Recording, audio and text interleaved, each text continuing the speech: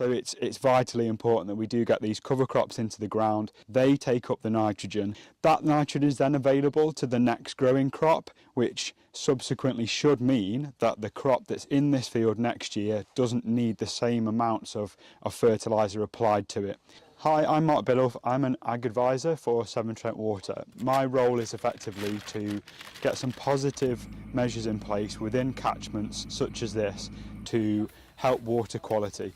This is the Burntwood borehole that we're standing right next to now. We've just established, with the help of this piece of machinery, a diverse cover crop that will sit here over the winter, absorb nitrogen into the plants and make sure that they don't escape into the groundwater and cause problems for the borehole.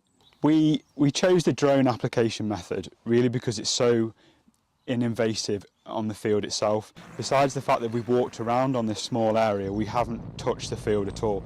That means that the farmer won't have to come back in here and alleviate some of the problems that we've caused to the soil. The cover crop is here entirely as a positive benefit, if you like, and that's really because it's been established via this drone instead of using heavy machinery. And the entire purpose of my role and Kath's role, my fellow advisor in Shropshire Middle Severn, is to protect the water quality assets that are here. Staffordshire relies heavily on the borehole sources.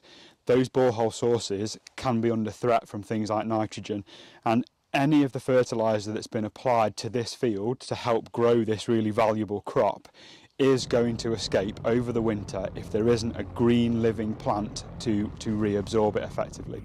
We're seeing loads more rainfall over the winter and short bursts, potentially warmer weather, which plays into the hands of cover crops slightly because everything that they can absorb into themselves, into the green growing plant, isn't going to leach downwards into the groundwater sources that we're really close to here. So it's vitally important that we do get these cover crops into the ground. They take up the nitrogen. That nitrogen is then available to the next growing crop, which subsequently should mean that the crop that's in this field next year doesn't need the same amounts of fertiliser applied to it.